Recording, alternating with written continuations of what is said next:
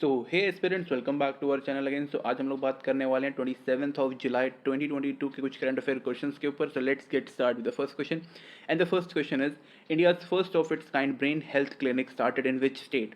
Right answer of first is a which is Karnataka. तो यहाँ पे ये कर्नाटका में पहला ब्रेन हेल्थ क्लिनिक ओपन किया गया है, जो कि काफ़ी अच्छी बात है। किसके द्वारा? कर्नाटका के हेल्थ मिनिस्टर के द्वारा यहाँ पे इसको खोला गया, जिनका नाम है डॉक्टर के सुधाकर। इन्होंने इसको यहाँ पे इनॉग्रेट किया। और कहाँ पे किया है? Jayanagar general hospital. Okay, Jayanagar general hospital में इसको यहाँ पे इनॉग्रेट किया गया। किस चीज़ के लिए किया गया? For mental treatment, diagnosis, multi disciplinary care. इसके अलावा जो न्यूरोलॉजिकल डिसऑर्डर होता है उसको यहाँ पे ट्रीटमेंट के लिए। एक्सेप्ट दैट काउंसलिंग बहुत इंपॉर्टेंट चीज़ है, एंड इसके अलावा फिजियोथेरेपी। ओके, ये तीन चार चीज़ें जो मैंने भी बताया आपको, कुछ कुछ जो बताया ट्रीटमेंट का, ये यहाँ पे दिया जाएगा। काफ़ी इंपॉर्टेंट है, स्पेशली यहाँ पे काउंसलिंग तो काफ़ी इंपॉर्टेंट है। यहाँ पे अभी के टाइम पे लोगों को स्ट्रेस रहता है, डिप्रेशन रहता है, मेंटल प्रॉब्लम्स रहते हैं, बिकॉज ऑफ कि लाइक काफ़ी ज़्यादा काम रहता है, वर्क बर्डन रहता है। इन सब चीज़ों के कारण यहाँ पे काफ़ी मतलब प्रेशर रहता है दिमाग के ऊपर, ब्रेन पे बहुत प्रेशर अभी लोग देने लगे बिकॉज ऑफ देयर लाइक बहुत सारा काम रहता है इसकी वजह से। तो उसको ट्रीट करने के लिए काफ़ी अच्छा स्टेप कर्नाटका की गवर्नमेंट के द्वारा लिया गया।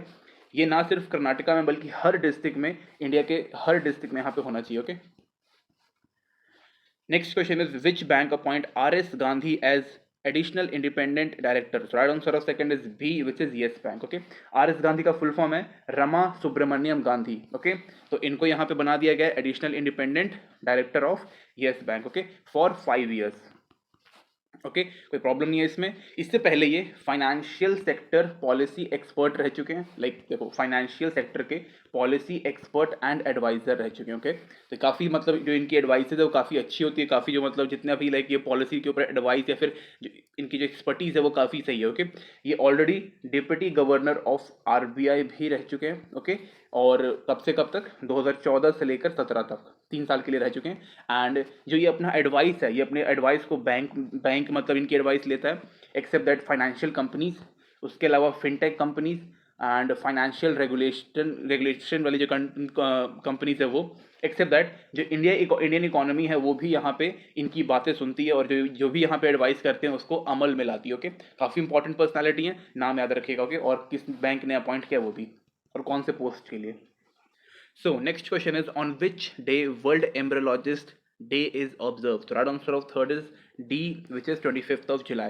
एम्ब्रोलॉजिस्ट कौन होते हैं? जो स्पर्म, एग और एम्ब्रियो के ऊपर जो स्टडी करते हैं उनको हम लोग एम्ब्रोलॉजिस्ट बोलते हैं। ओके, तो बेसिकली ये डे उन लोगों के लिए सेलिब्रेट किया या फिर ऑब्जर्व किया जाता है। लाइक पहले देखो, इसके बारे में थोड़ा सा बताएंगे। पहले IVF यानी कि इन विट्रोस फर्टिलाइजेशन।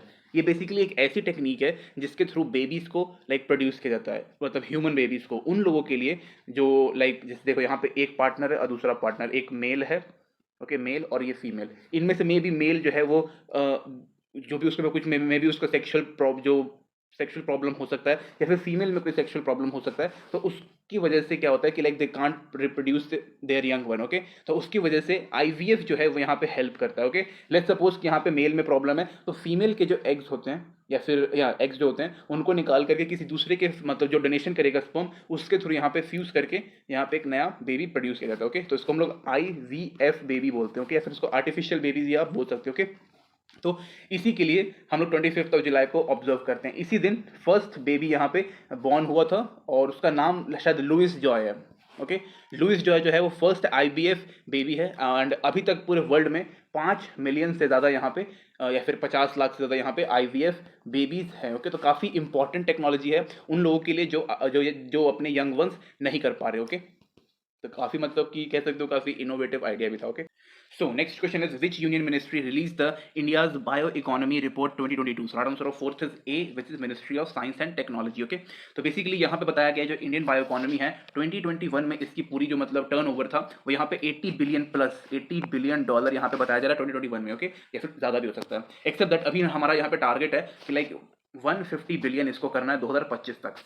25 कर देते हैं 2025। ओके, और 2030 तक यहाँ पे 300 बिलियन यहाँ पे करना, $300 बिलियन, ये याद रखिए, काफ़ी इंपॉर्टेंट है। और इसके थ्रू यहाँ पे लाइक बायोटेक्नोलॉजी सबको पता है कि लाइक जो भी यहाँ पे हेल्थ केयर के ऊपर होता है। ओके, एक्सेप्ट दैट 2021 में, क्योंकि ये रिपोर्ट आई है तो यहाँ ज़्यादा कुछ होगा नहीं, 2021 में यहाँ पे 1128 बायोटेक स्टार्टअप यहाँ पे शुरू हुआ था। Okay, except that all over India में अगर हम बात करें तो लाइक अभी के टाइम पे 5300 स्टार्टअप से अभी तक। ओके, और सिर्फ उसमें से 1128 2021 में शुरू हुआ था, और 2025 तक का टारगेट है कि इसको हम लोग 10,000 कर देंगे, यानी कि 10 के यहाँ पे हम लोग कर लेंगे। ओके, एक्सेप्ट दैट यहाँ पे $1 बिलियन यहाँ पे और मतलब इन्वेस्ट किया जाएगा रिसर्च एंड डेवलपमेंट में, टेक्नोलॉजी एडॉप्शन में, और मतलब लोगों को ट्रेनिंग एजुकेशन इसे प्रोवाइड करने में। ओके, एक्सेप्ट दैट यहाँ पे क्या बोला गया कि भाई इसको रिलीज किसने किया है, रिलीज तो यहाँ पे यूनियन मिनिस्ट्री है, लेकिन इसके अंदर भी एक है जिसने इसको रिलीज किया, जिसको हम लोग बोलते हैं bio technology industry research assistant council.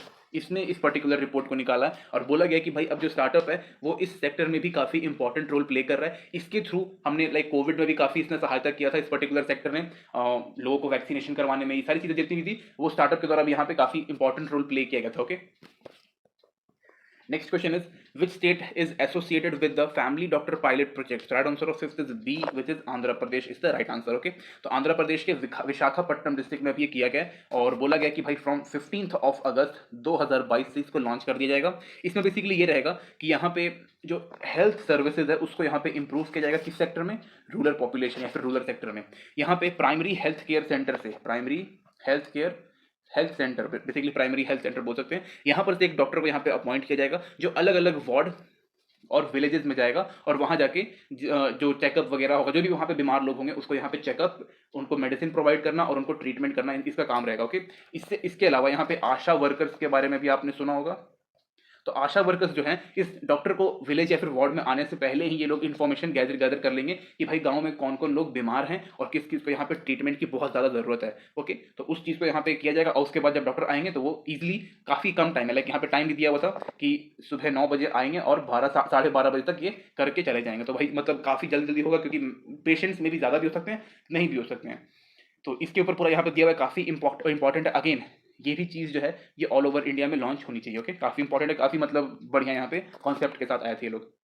Next question is, which country successfully launch its space station module called Wentian? So right answer of six is it's C, which is China. Okay, wait a second, it's C, which is China. तो China का सबको पता है कि यार यहाँ पे वो अपना स्पेस स्टेशन जो बनाने के लिए काफ़ी लंबे समय से यहाँ पे मतलब वो चीज़ों को लॉन्च कर रहा है, अलग अलग मॉड्यूल्स लॉन्च कर रहा है, अलग अलग सेक्ट को वहाँ पे लॉन्च किया जा रहा है। ओके, इसका स्पेस स्टेशन का नाम क्या है, पियांगोंग, काफ़ी इंपॉर्टेंट नाम है, याद रखिएगा। और यहाँ पे क्या है ना कि यहाँ पे भी 3 अलग अलग मॉड्यूल्स को लॉन्च किया गया है, या फिर आप कह सकते हो कि इस बार जो लॉन्च किया गया है ये जो है इसको हम लोग कह सकते हैं कि एक स्पेस लेबोरेटरी यहाँ पे लॉन्च किया है, जिसके अंदर अलग अलग टेस्टिंग होगी, साइंटिस्ट वहाँ पे रहेंगे और स्पेस साइंस के ऊपर वहाँ पे काम होगा, और भी लाइक मे बी ह्यूमन के ऊपर भी कुछ भी हो सकता है, और मतलब वो तो कुछ भी कर सकते हैं, like they are not in any one control. Okay, तो यहाँ पे बोला जा रहा है कि ये अभी तक का चाइना का सबसे लार्जेस्ट स्पेस क्राफ्ट यहाँ पे लॉन्च किया गया था। इसके अंदर 3 अलग अलग मॉड्यूल थे, पहला तो कोर मॉड्यूल, उसके बाद एक यहाँ पे नाम ही दिया हुआ है तियांग। ओके, थियांग था, और उसके बाद यहाँ पे 2 लैब्स थे, 2 लैब मॉड्यूल। ओके, तो इन तीनों को यहाँ पे लॉन्च किया गया, और अभी मतलब बोला जा रहा है कि भाई इस साल के एंड तक इनका जो पूरा स्पेस स्टेशन है वो बनकर तैयार हो जाएगा। पूरा का पूरा इनका स्पेस स्टेशन जो है वो पूरा सोलर पावर के ऊपर काम करने वाला है। ओके, जो कि काफ़ी अच्छी बात है, यहाँ पे किसी तरीके का कोई प्रॉब्लम नहीं आने वाला है। तो चाइना जो है वो इन सब चीज़ों के ऊपर अच्छे तरीके से काम करता रहता है, अपनी टेक्नोलॉजी को काफ़ी इंप्रूव करता रहता है हर सेक्टर में। ओके, हमारे यहाँ सिर्फ विकास होता है। ओके, हमारे यहाँ ये सब काम नहीं होता।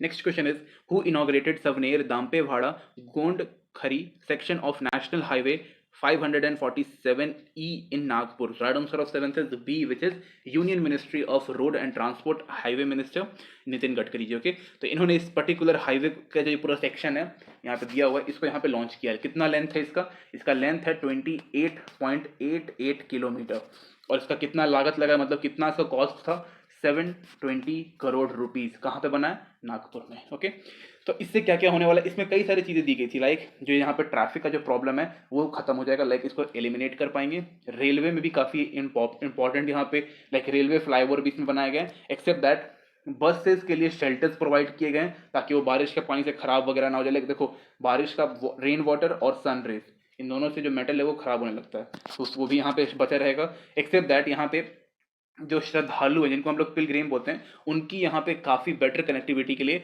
भी इस पर्टिकुलर हाईवे को बनाया गया। जैसे कि वहाँ पे एक गणेशन टेम्पल है जो लॉर्ड गणेशा के लिए किया हुआ है, और वहाँ पे एक वित्थल रुक्मणी टेम्पल है। Okay, if I am not wrong, नाम सही ले रहा हूँ मैं। ओके, विथ ये टेम्पल है, तो इसमें यहाँ पे दोनों की कनेक्टिविटी के लिए और जो श्रद्धालु लोग हैं उनको ऑन टाइम अपनी भगवान के पास पहुंचने के लिए इस पर्टिकुलर हाईवे को बनाया गया, ओके, जिंदा, ठीक है।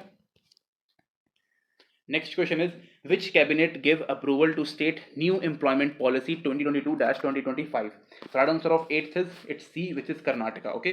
तो कर्नाटका ने यहाँ पे अपना कर्नाटका एम्प्लॉयमेंट पॉलिसी 2021 और 25 यहाँ पे निकाला है, ओके। इसके तहत यहाँ पे कुछ इंडस्ट्रीज जो हैं उनको एक्सपैंड किया जाएगा और उसमें कुछ अलग अलग यूनिट्स भी बनाई जाएंगी, जिसके तहत अलग यहाँ पे जितने भी स्किल्ड या फिर अनस्किल्ड जितने भी लोग होंगे उनको यहाँ पे जॉब प्रोवाइड किया जाएगा, ओके। काफ़ी इंपॉर्टेंट है। यहाँ के जो कर्नाटका के जो चीफ मिनिस्टर साहब हैं उन्होंने इसको यहाँ पे लॉन्च किया या फिर बताया था, like they are going to discuss on it, और काफ़ी जल्दी यहाँ पे बोला गया कि भाई यहाँ पे एम्प्लॉयमेंट अपॉर्चुनिटी जो है वो बढ़ जाएगा, ओके। काफ़ी अच्छी बात है, एम्प्लॉयमेंट मिलना चाहिए। एम्प्लॉयमेंट रेट वैसे भी कर्नाटका का ऑलमोस्ट ठीक ठाक है, लेकिन थोड़ा बहुत ऑल ओवर इंडिया का थोड़ा सा हल्का सा खराब चल रहा है, ओके। तो इस तरीके की जो पॉलिसीज होती हैं ये ऑलमोस्ट हर स्टेट को यहाँ पे फिर से लानी चाहिए, ओके।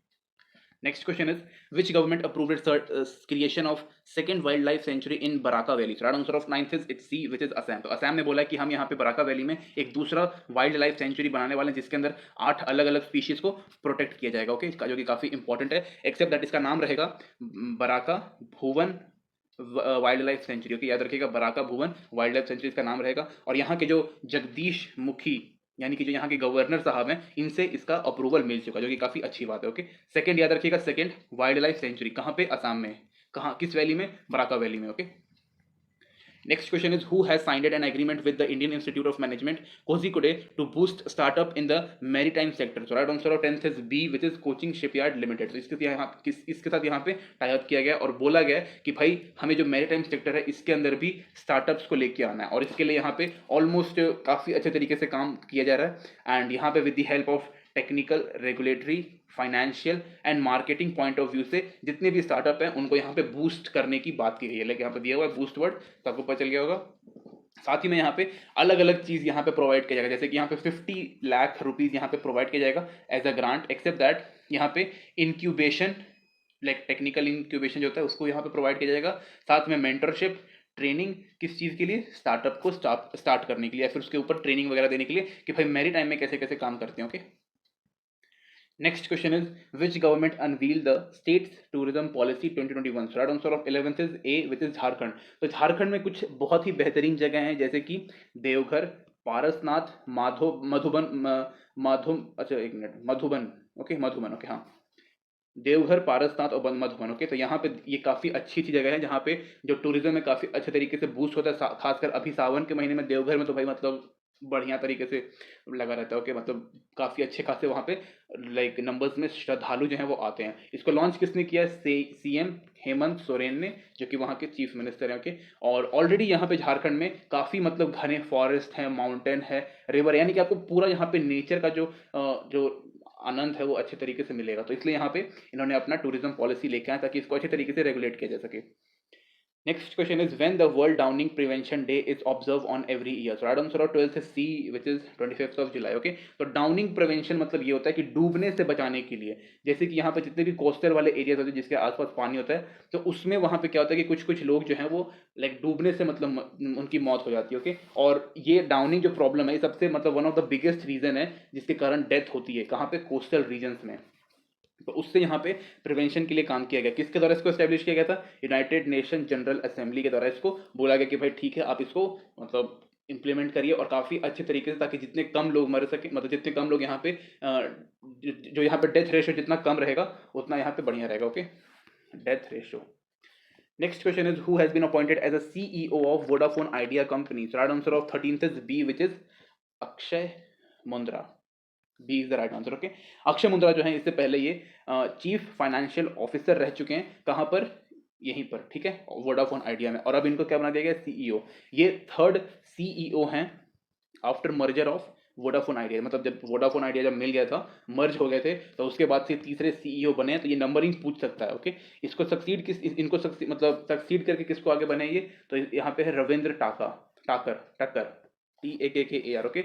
रविंद्र टक्कर ने इनको यहाँ पे सक्सीड कर लिया है।